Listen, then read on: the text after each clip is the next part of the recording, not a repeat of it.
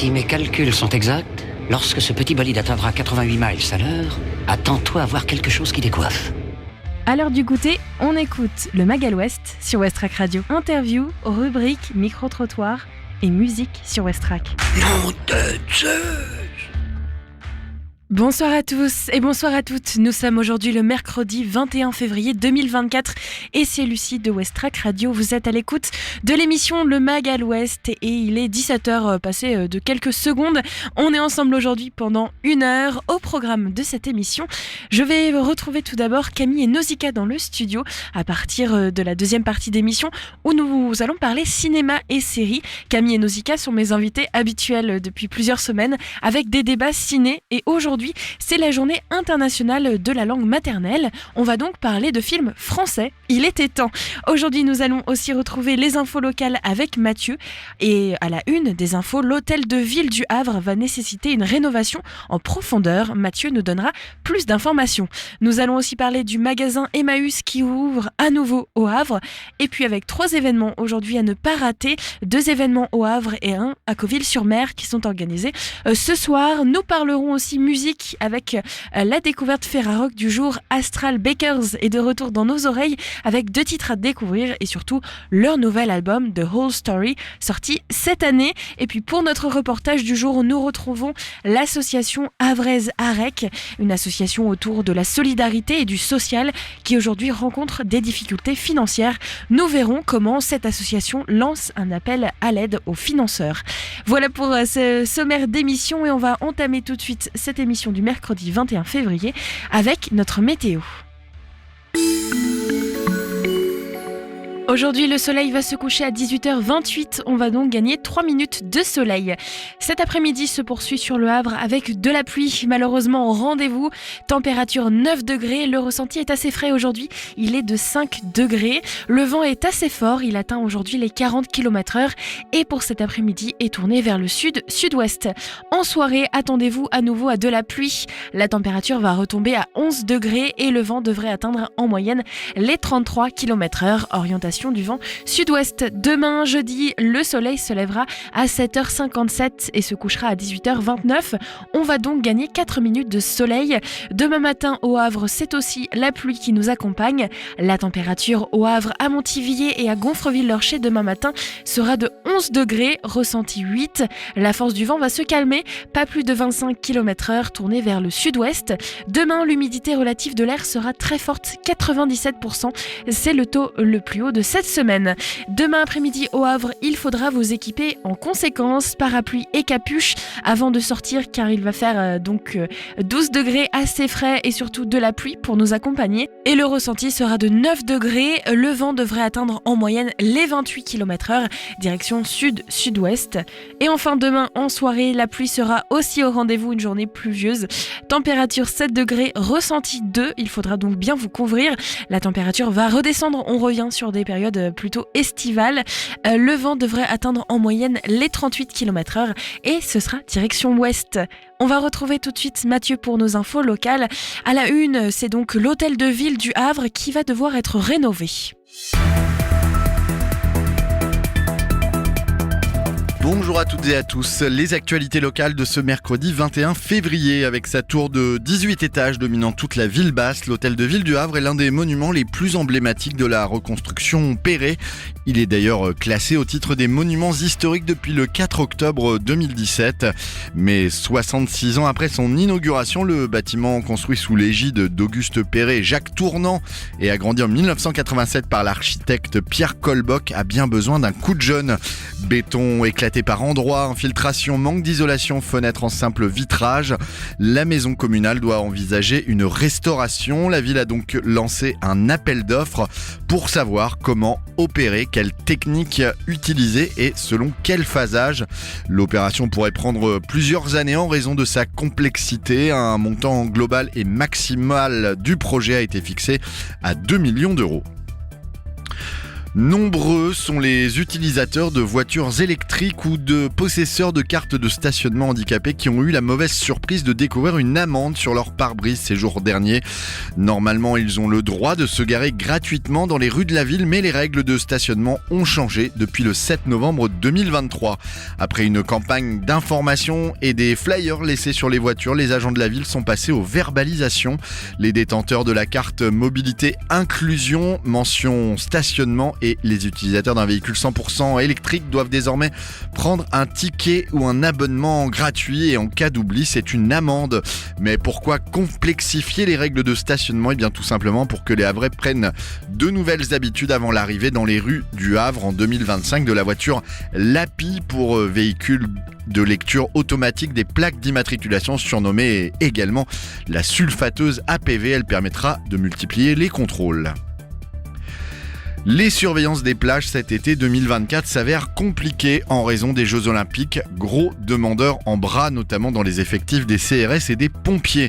Le président de la Société nationale de sauvetage en mer et vice-amiral Emmanuel de Oliveira a dit non à l'organisation des Jeux Olympiques qui demandait à l'association d'assurer la sécurité le temps de ce rendez-vous sportif planétaire.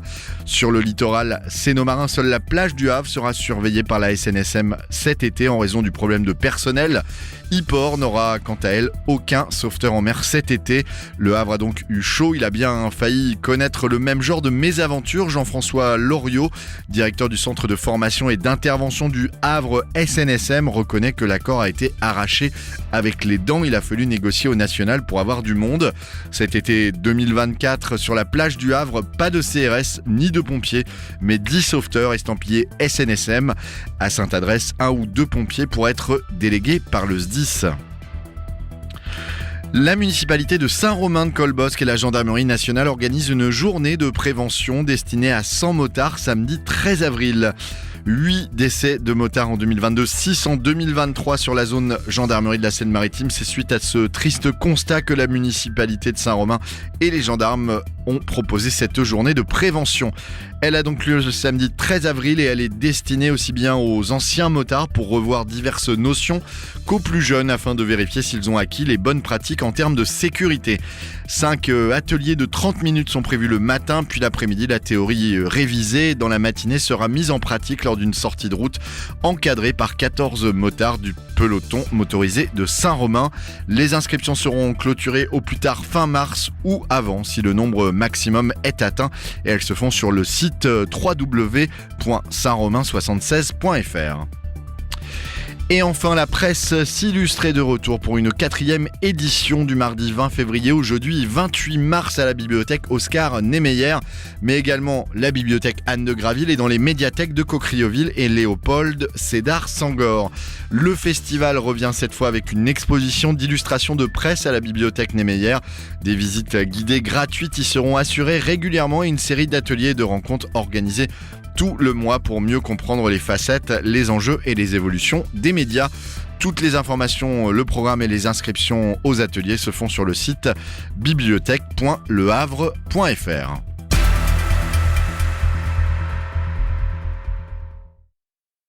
Merci Mathieu. Et puis le magasin Emmaüs au Havre vient d'être repensé et surtout va ouvrir à nouveau. Il venait de mettre la dernière touche aux aménagements hier. Compagnons et bénévoles d'Emmaüs s'effraient avant la réouverture du magasin du Havre pour aujourd'hui. Depuis le 28 janvier, ce magasin de 690 mètres carrés situé rue d'Iéna dans le quartier de l'Eure a été totalement repensé. Ils disent vouloir rendre le lieu plus agréable, plus chaleureux et ainsi améliorer l'accueil des clients. Il y a notamment un rayon vêtements qui est plus étendu, la création de nombreux éléments de mobilier, par exemple des étagères pour les livres ou la maroquinerie en bois, ainsi que des matériaux résultant de l'assemblage de plusieurs lamelles de bois, contribuent à cet effet chaleureux. L'agencement intérieur du magasin a été en outre totalement repensé et le lieu apparaît désormais plus ouvert avec des allées plus claires, plus dégagées. Il y a aussi un large espace pour le rayon vêtements ainsi que donc des surfaces dévolues à ce rayon. Emmaüs se trouve donc 56 rue d'Iéna au Havre, ouvert les mercredis et jeudis de 13h30 à 17h et les samedis de 10h à midi et demi et de 14h à 17h.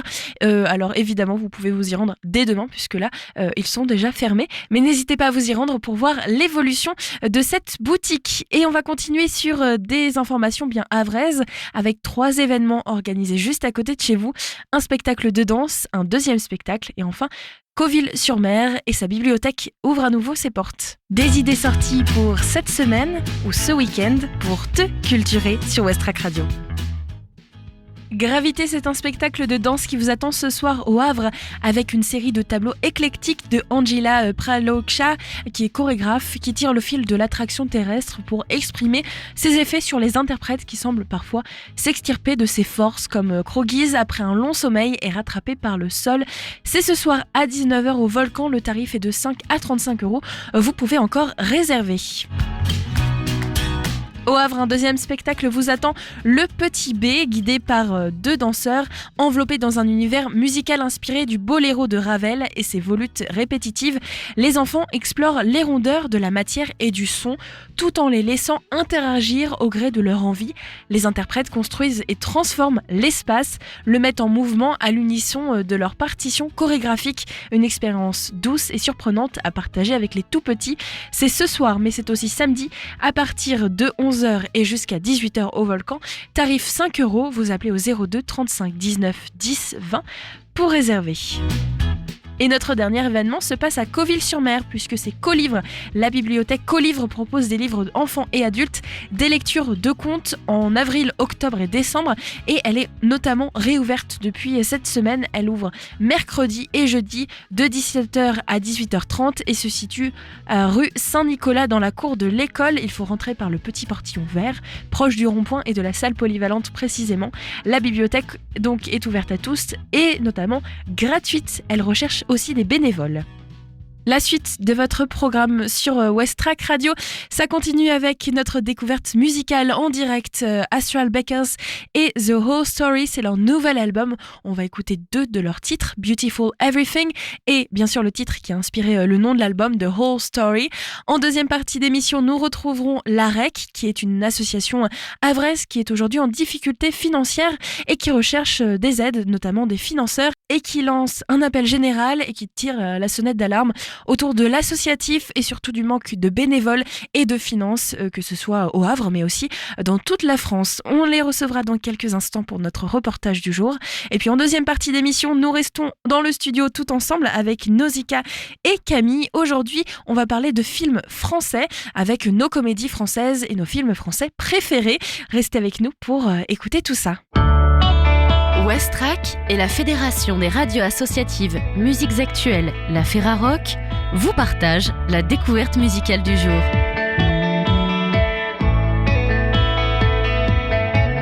Le nouvel album de Astral Bakers est sorti le 9 février 2024 chez Sage Music. Cet album s'appelle The Whole Story et il est mis en valeur cette semaine par la Ferrarock. C'est l'histoire d'une évidence, 4 musiciens et musiciennes confirmés qui se retrouvent dans une même pièce et font de la musique comme pour la première fois. Un genre de rock acoustique, diront les uns, du soft grunge, préciseront les autres, des morceaux en anglais en tout cas, à mi-chemin entre Big Thief, Supertramp et un concert unplugged de Nirvana, mais peu importe les noms, ici la matière prime et elle est élémentaire. Au départ, Sage, Théodora, Nico Lockhart et Zoé Ocher se connaissent pour avoir collaboré ensemble sur d'autres tournées et disques. Tous vivent de la musique depuis plus de 10 ans, tous ont travaillé avec des artistes aussi variés que Clara Luciani, November Ultra, Woodkid, Pomme ou Revolver. Chacun et chacune a connu les arrangements du studio, les mélanges de pistes sur ordinateur, le jeu de scène millimétré. Ensemble, ils ont envie d'autre chose, épiphanie et de présence, d'amitié et d'épure. Leur acte de naissance, c'est un concert au consulat. Ils y éprouvent le désir impérieux de mener ensemble un retour aux sources. Redevenir la terre, le feu, l'eau et le vent. Ne plus se prendre dans les méandres des maquettes et de la production, mais y rejoindre les racines, jouer comme on se libère.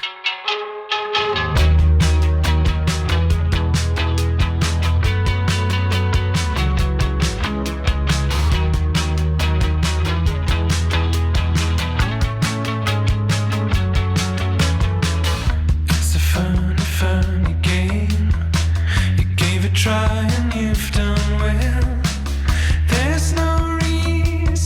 to feel shame. You've been playing by the rules. You know you had a chance to lose. In the end, what matters what you choose. You fill the house with regrets, where you keep telling yourself it's a beautiful life, it's a beautiful everything. It's a beautiful life, it's a beautiful everything. But what you're looking for.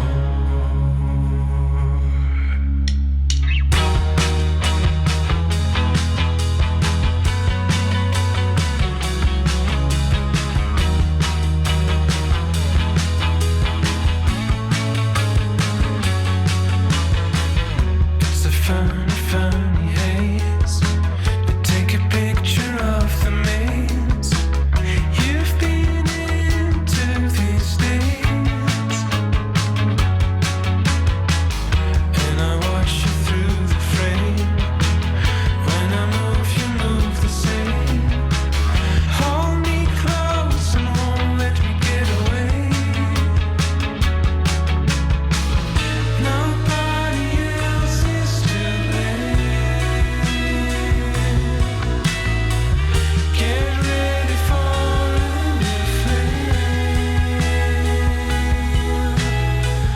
It's a beautiful life, it's a beautiful everything.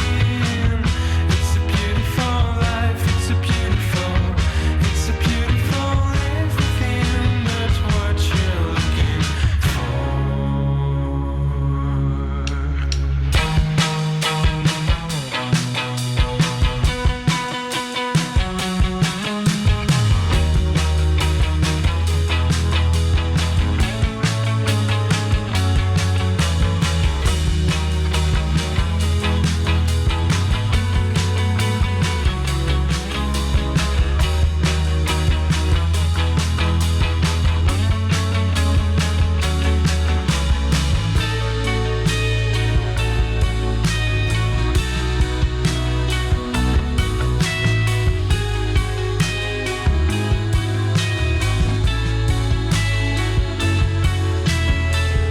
It's a beautiful life, it's a beautiful everything. It's a beautiful life, it's a beautiful everything. It's a beautiful life, it's a beautiful everything. It's a beautiful life, it's a beautiful everything. It's a beautiful life, it's a beautiful everything. It's a beautiful life, it's a beautiful everything. That's what you're looking for.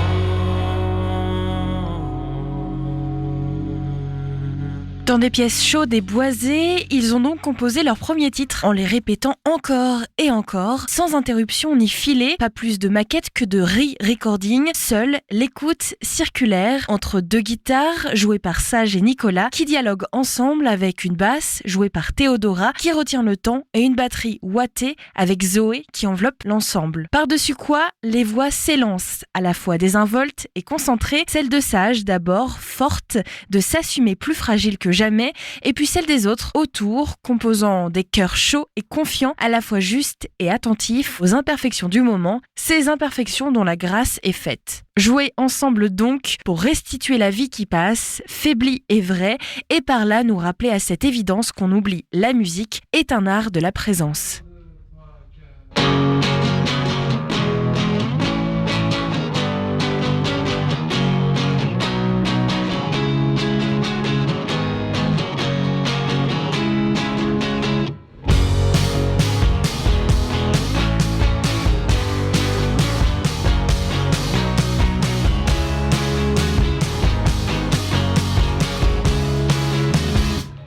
I can understand the words that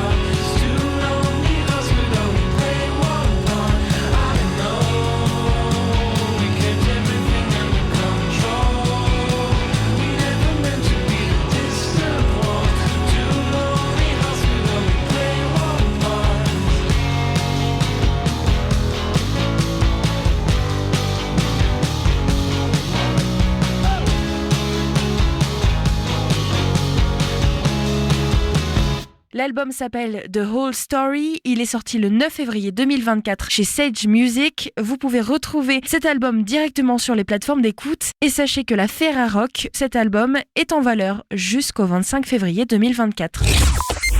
Le Mag à l'Ouest, info, divertissement et bonne humeur sur Westrack. Le nouvel album de Astral Bakers, The Whole Story, à l'instant sur Westrack Radio, avec la découverte de 2 titres, Beautiful Everything et The Whole Story, le titre même qui a inspiré le nom de cet album sorti en 2024 et mis en valeur pour aujourd'hui et pour cette semaine avec la Ferrarock. On retrouve tout de suite notre association AREC, association havraise, qui est donc en difficulté financière aujourd'hui. Elle nous explique pourquoi sur Westrack Radio. Certaines associations havraises rencontrent actuellement des difficultés. C'est le cas de l'association AREC, A-R-E-C. Westrack s'est rendu sur place à la rencontre de l'équipe d'animation qui recherche aujourd'hui des solutions pour sauver l'association. Je m'appelle Aïssata, je suis coordinatrice parentalité. Je m'appelle Nathalie, je suis animatrice socioculturelle, parentalité et EVS, espace de vie sociale. Je m'appelle Bruno, je suis coordinateur et animateur des ateliers sociolinguistiques. Alors les mesures, pour le moment, nous, ce qu'on espère, c'est de réunir les financeurs autour de ces tables rondes et que des solutions soient mises en place pour sauver l'association. On est vraiment là dans un plan de sauvegarde.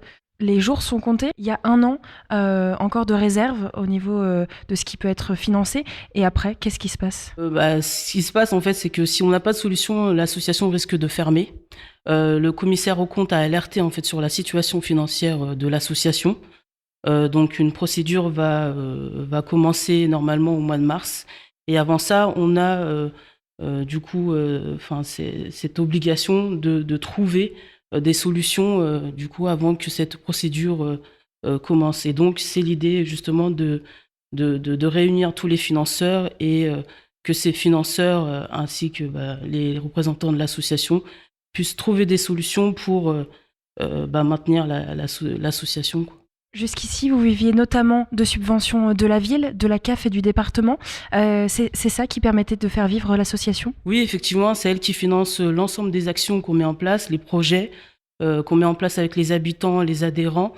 C'est elle aussi qui finance aussi nos formations. Et ce sont les financeurs qui font que l'association peut fonctionner actuellement. Vous êtes combien de salariés dans l'équipe aujourd'hui ? Nous sommes 6 salariés. L'AREC est un espace de vie sociale. Il y a un pôle plus ou moins parentalité, famille, il y a des activités loisirs comme de l'informatique et il y a les ateliers sociolinguistiques dont je m'occupe. Donc nous recevons plus de 200 personnes pour les ateliers de français et l'an dernier on était à plus de 450 adhérents. Donc on est, je pense, très utile dans le quartier, dans la ville, mais il y a ce problème de financement qui dure depuis plusieurs années. On a toujours un déficit en fin d'année. On avait des économies et les économies arrivent à leur bout. Donc là, si on n'a pas de solution, si on ne trouve pas de l'argent, on sera obligé déjà de supprimer des salaires, des contrats, et on sera obligé éventuellement de fermer. J'imagine que supprimer justement des salariés, c'est pas la solution, puisque vous avez énormément d'activités, de pôles. Réduire l'effectif, c'est pas aider justement, ça veut dire réduire aussi ce que vous proposez. Et vous êtes vraiment implanté dans le quartier. Ici, les habitants viennent dans ce lieu de vie. Réduire l'activité, c'est aussi réduire ce que vous proposez en tant qu'association. Et donc votre but, puisque votre but c'est d'être sur le territoire, implanté dans un quartier et de proposer des choses. C'est bien ça ? Et nous ne sommes pas beaucoup de salariés par rapport aux activités. Nous sommes payés des salaires qui ne sont pas très importants, donc on n'abuse pas. C'est pas, on fait vraiment le maximum avec le minimum de contrats. Et si on supprime des contrats, la règle ne va pas fonctionner correctement, il va mourir. En fait, au niveau des dépenses, donc le bâtiment, là, il est mis à disposition gratuite par la ville. On paye l'électricité, on paye l'eau, mais le plus gros problème, c'est les salaires. Il y a nos salaires, il y a les charges sur les salaires. Ça coûte très cher pour un employeur comme la REC. Réduire les salaires, c'est forcément licencier. Licencier, c'est moins d'activité. Et on ne peut pas dire qu'on a des dépenses qu'on pourrait supprimer à part les salaires. On fonctionne vraiment avec... on fait très attention en fait à nos dépenses. on ne peut pas, à part supprimer les salaires, on ne peut pas dépenser moins. Et donc, il faut trouver des revenus. Vous avez déjà alerté les financeurs. Qu'est-ce qu'ils répondent, eux, à cette alerte? Est-ce qu'ils ils veulent aider? Est-ce qu'ils peuvent aider? Parce que c'est le cas de beaucoup d'associations actuellement sur le territoire et notamment au Havre qui se retrouvent aussi en difficulté. Ce qu'on souhaite, c'est que les financeurs prennent conscience de la situation. Et c'est notamment pour ça qu'on parle de co-responsabilité. Donc la survie de l'association aussi dépend aussi de la mobilisation de tous les partenaires. Et nous, ce qu'on espère, c'est qu'à la suite de tout ça, qu'il y ait vraiment des solutions concrètes qui pourront aider l'association. Vous n'êtes donc pas la seule association en difficulté. Comment vous imaginez le futur pour votre association, mais aussi les autres? Vous avez l'impression que ces situations difficiles risquent de revenir régulièrement? Il y a un vrai manque de budget pour les associations en France et notamment au Havre. Bon, je sais que différentes associations au Havre ont des problèmes aussi financiers. Nous, c'est un problème récurrent année après année. C'est toujours à peu près le même montant. Donc là, il nous faudrait tout simplement un petit peu plus d'argent. C'est pas énorme ce qui nous manque, mais année après année, ça fait beaucoup. À côté de ça, on a toujours des attentes de plus en plus grandes. On est dans un territoire où les problématiques au niveau sociaux sont de plus en plus importants. Et donc nous, on doit faire face à tout ça, mettre en place des actions. Mais si nos moyens sont toujours limités et même diminuent, on ne pourra plus agir sur le territoire et tenter de résoudre les problématiques qui sont rencontrées par les habitants, les familles du quartier. Si demain, malheureusement, l'association était amenée à fermer, il y aurait vraiment un impact sur le quartier, ça se ressentirait au niveau des familles? Vous pensez qu'il y a vraiment un besoin de ce genre d'association? C'est une nécessité? Oui, je pense, parce que l'association est un lieu de rencontre pour ces familles.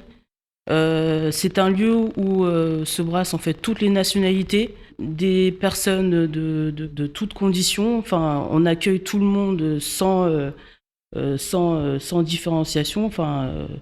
Et si l'association devait ne plus exister, c'est finalement ne plus rien avoir sur le territoire, quoi. Il n'y aurait plus de lieu de rencontre pour les habitants. Il faut agir très très rapidement, mais pour l'instant on n'a pas encore mis en place tout. Il va y avoir une table ronde.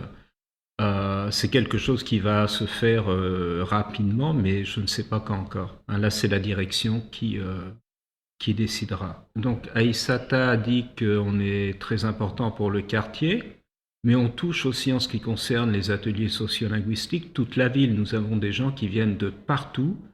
Là, nous avons une salariée qui est partie à la retraite. Nous n'avons pas pu prendre une autre salariée puisqu'il faut économiser de l'argent. Donc, il y a des groupes qui ont été fusionnés, donc nous pouvons prendre moins de monde, et donc ça a un impact énorme sur le public, et qui vient de toute la ville réellement. Les ateliers sociolinguistiques sont des ateliers de français, donc c'est pour les migrants. Nous avons des personnes non scolarisées, ce sont les alphas, il n'y a qu'un groupe maintenant, justement parce que la salariée est partie à la retraite. Et il y a des ateliers de FLE, français langue étrangère, qui vont jusqu'au niveau B1, B2. Et nous les préparons aussi pour passer le DELF, le diplôme d'études en langue française, qui est un diplôme de l'éducation nationale. Et donc le but, c'est de les aider à devenir autonomes, d'apprendre le français pour trouver des formations, trouver du travail. L'idée, c'est de faire du français en contexte. Donc bon, il y a des financements, bien sûr, mais il nous manque toujours ce petit quelque chose en fin d'année pour payer les salaires. Et donc, cette année, nous serons probablement encore à zéro avant la fin de l'année. C'est le problème. Les adhérentes, avec l'aide d'une animatrice qui s'appelle Valérie, vont faire un marché artisanal sur le parking qui doit être privatisé, donc le 5 mai, avec des choses qu'elles vont fabriquer, confectionner elles-mêmes et qu'elles vont revendre pour aider un petit peu la REC. Voilà. Tout le monde essaie de sauver cette association, même les adhérents et les adhérentes. Ce sont beaucoup de femmes? En majorité, c'est en majorité des femmes, oui. Oui, on les voit touchées par la situation et il y a beaucoup d'adhérentes qui ont vraiment envie de faire quelque chose pour nous aider, que ça soit tricoter, du crochet, enfin, avec leurs moyens à elles, c'est touchant. C'est touchant. Et donc, ces adhérentes seront là le 5 mai pour le marché artisanal qui aura lieu sur le parking. 27 rue Marie-le-Maçon. Merci à Nathalie, Aïssata et Bruno de leur accueil. Si vous souhaitez soutenir l'association et venir leur apporter un petit coup de pouce, rendez-vous le 5 mai prochain sur le parking de la REC afin de découvrir un marché artisanal réalisé par les adhérents et les adhérentes ainsi que les salariés de l'association dans le but de pouvoir sauvegarder la REC. Vous êtes toujours à l'écoute du Magal West en compagnie de Lucie sur West Track Radio. Il nous reste encore 30 petites minutes ensemble et dans quelques instants, je vais recevoir Camille et Nausicaa qui vont me rejoindre dans le studio pour nous parler de films français. On est encore sur une version débat donc de cette chronique cinéma et série dans le Magal West en compagnie de Camille et Nausicaa qui aujourd'hui avaient envie de nous parler particulièrement des films français. On les retrouve dans un instant juste après ce titre qui nous emmène jusqu'en Finlande. Et oui, on n'est pas en France, avec Grand Maogay et son titre Space Boy Pinkhead sur West Track Radio. Well, we met, and you ain't even a fat boy, yeah? What are you talking about? Walking rock around, click on his head. He fuck the swing and take it 'cause it's playing. Get busy, hold it down on the team. Local man don't know the entity. So ecstatic. Pink head magic. Sound, fill up to the head. Liquid base control by the sun. Busy being cool and so weird. I'm only asking for this year. So ecstatic. Some type magic. Sun.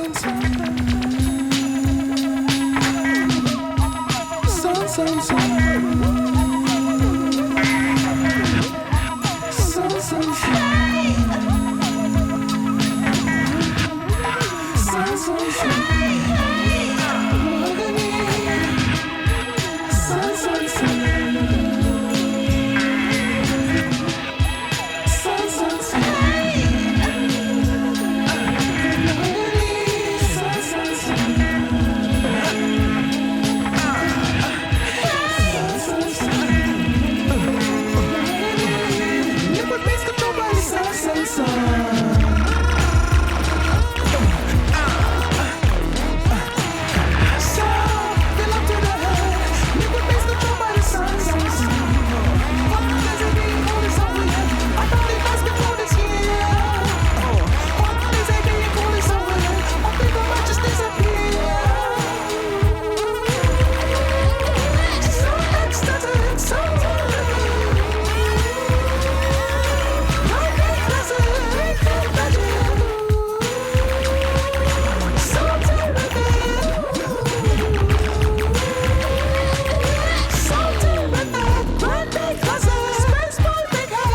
Le Magal West, c'est dans tes oreilles du lundi au vendredi sur West Track.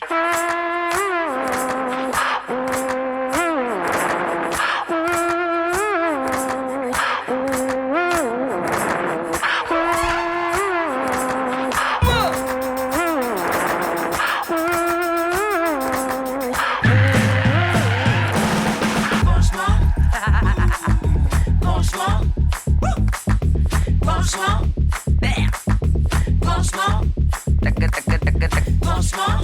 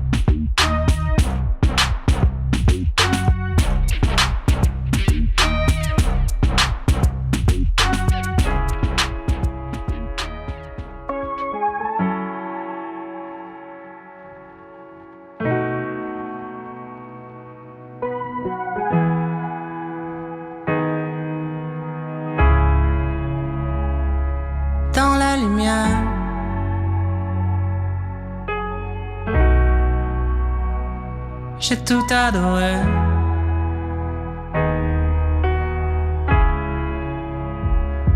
Des années entières, chrysanthème dorée, comme si c'était hier, quand je t'ai rencontré. Mais peu importe comme tourne le monde, les minutes et les secondes. Mais peu importe comme tourne le monde, les années-lumière avec toi.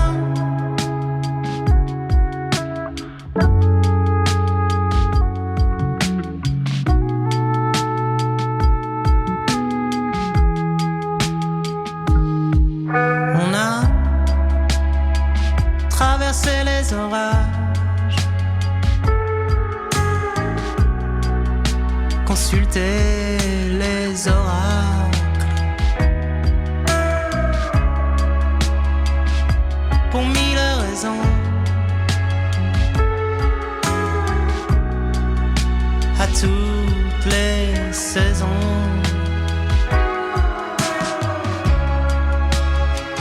À se perdre en voyage,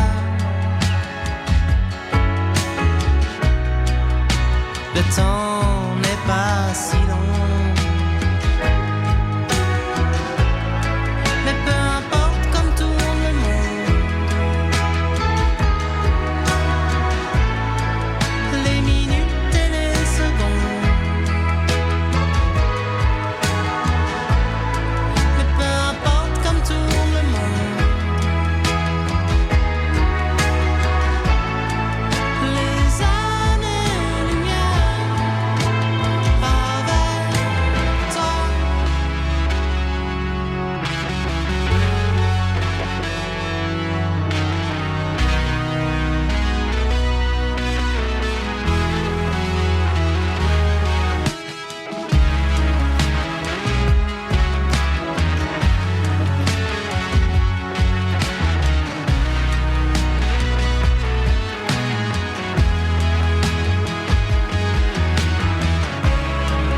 Les années-lumière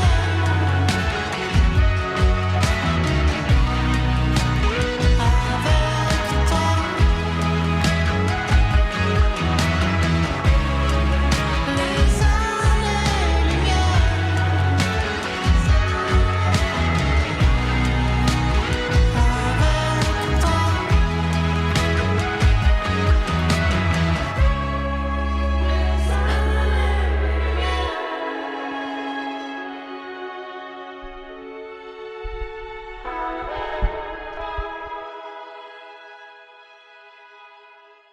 Et c'était Pépite avec Les Années-Lumière à l'instant sur Westrack Radio. Vous êtes toujours à l'écoute du Magal Ouest. Il est 17h43 et me rejoignent aujourd'hui dans le studio Camille et Nausicaa. Camille, comment ça va ?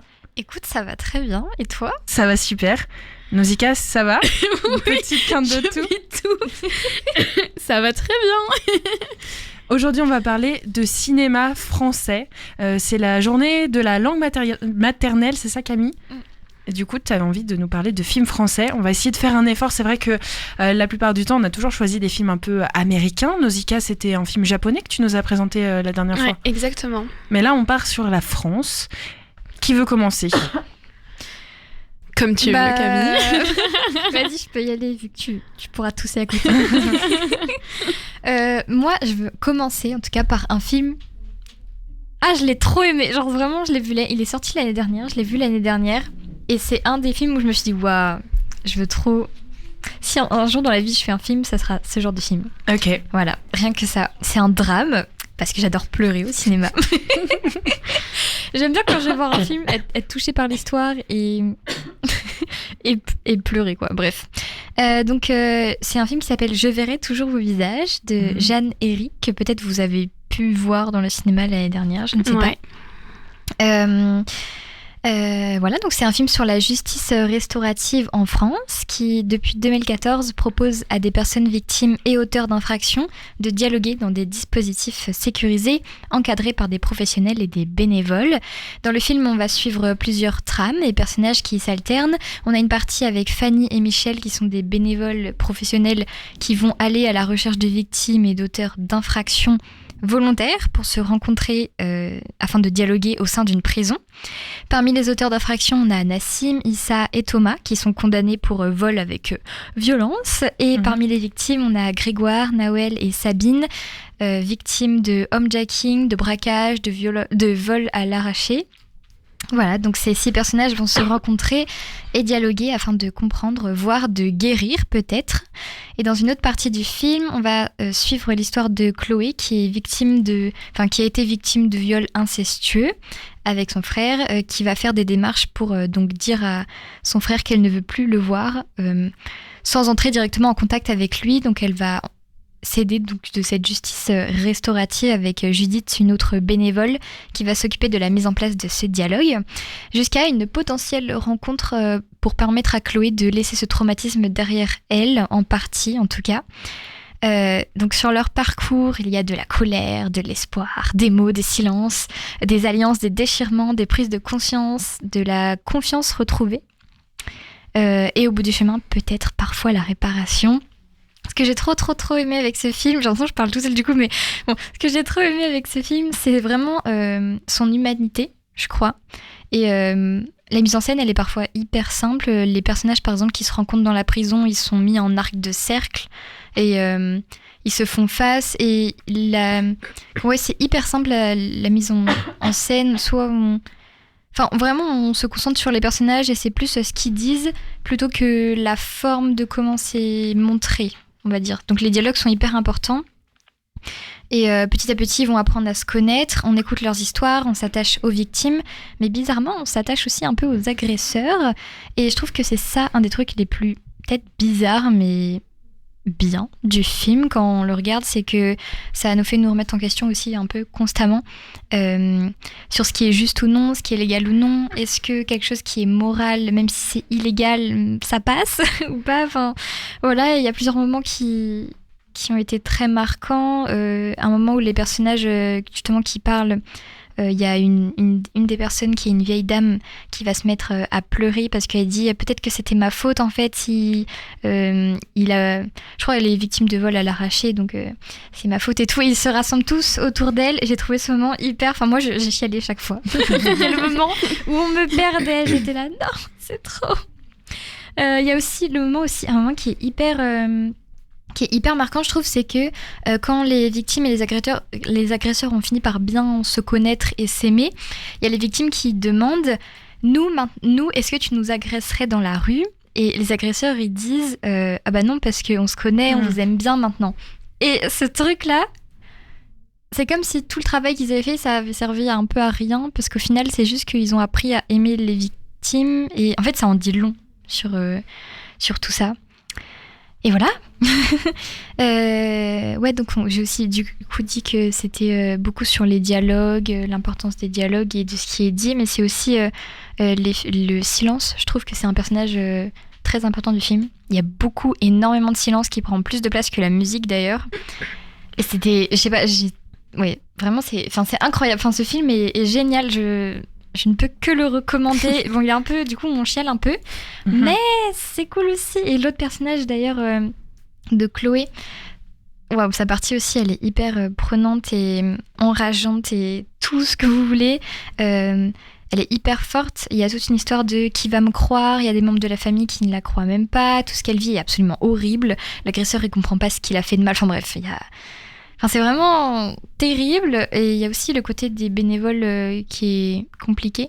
Parce que du coup, eux, ils sont un peu au milieu. Ils doivent être un peu compréhensifs avec tout le monde, être à l'écoute de tout le monde.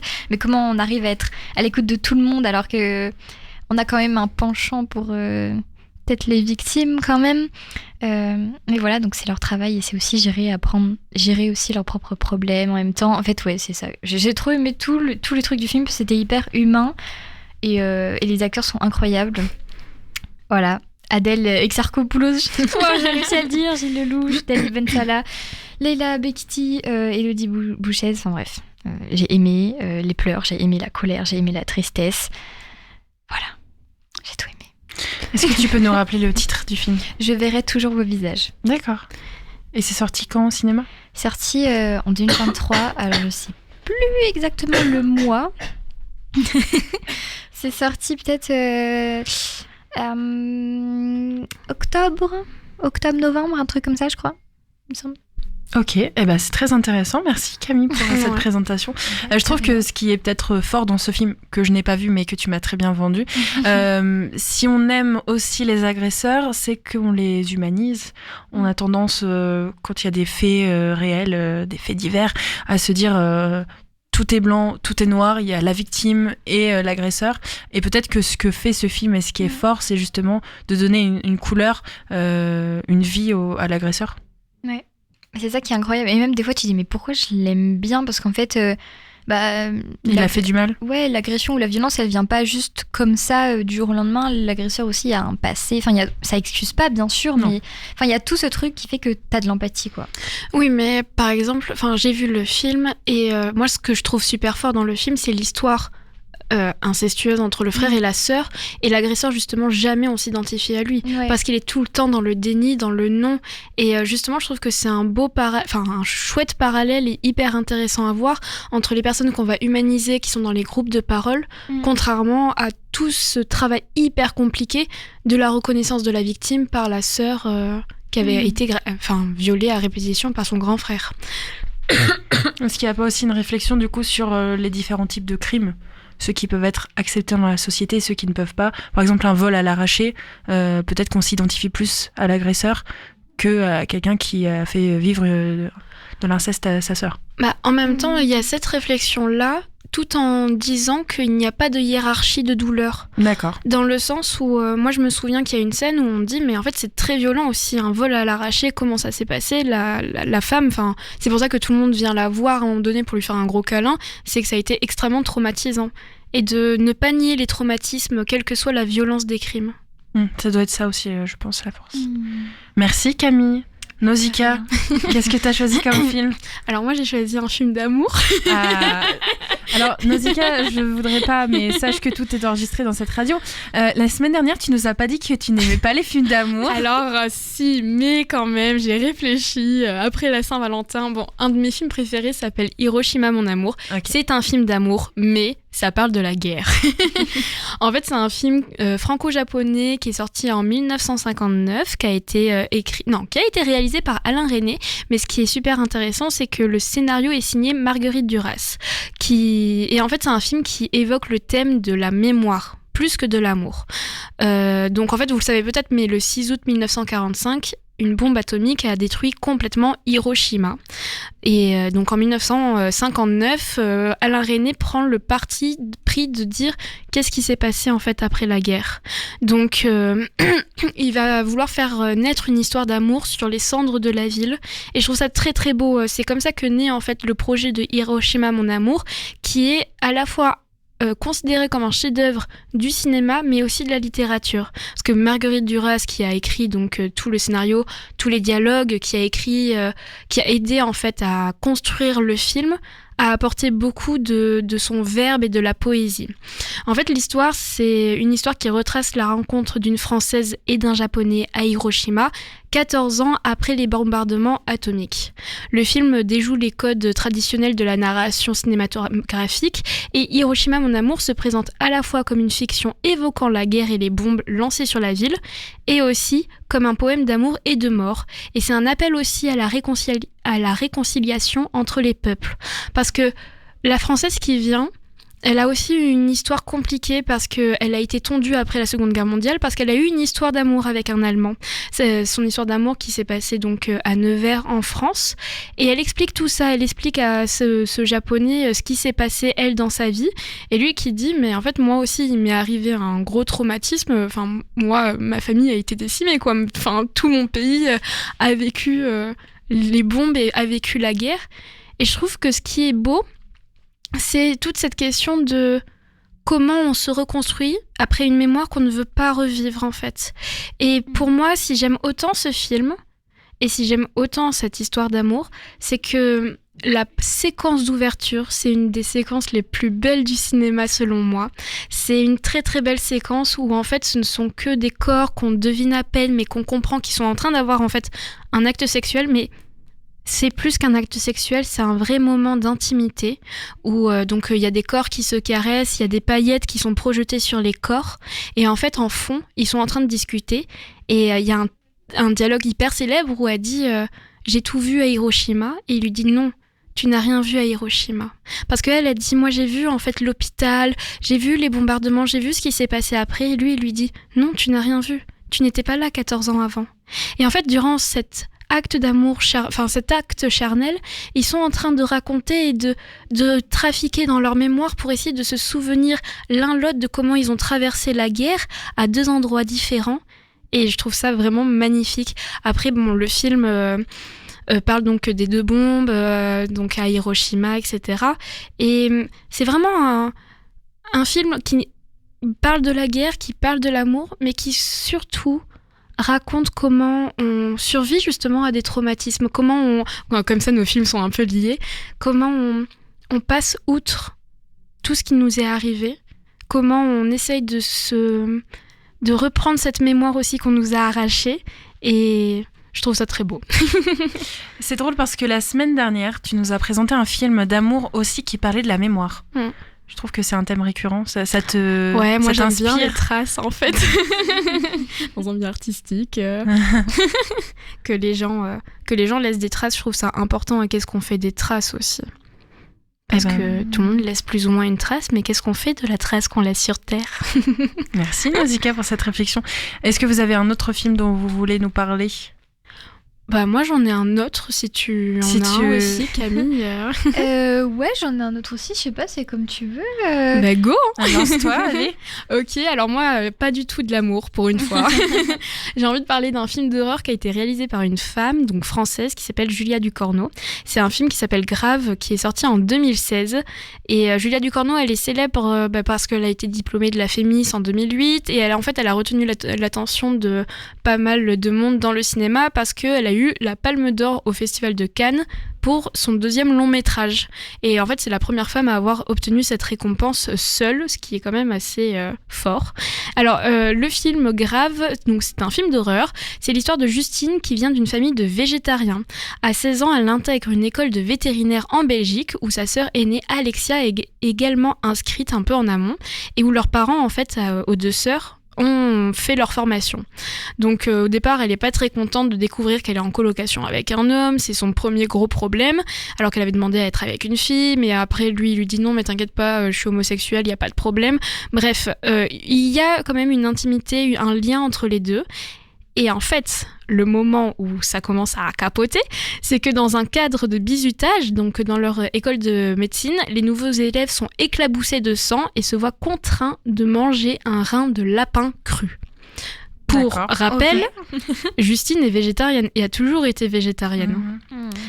Et à ce moment-là, il se passe des choses bizarres dans sa tête et dans son corps, et elle commence à vouloir manger de la viande alors que ça ne lui était jamais arrivé, mais de façon très frénétique, où en fait au départ elle va se cacher parce qu'il y a Alexia, donc sa sœur qui est végétarienne, il faut pas qu'elle se voie, enfin qu'elle la voie, donc elle se cache, et en fait ça devient très frénétique et il y a une ambiance très très malsaine qui commence à se créer, et en fait, on se pose la question de est-ce qu'il faut être végétarien dans la vie ? Est-ce qu'il ne faut pas ?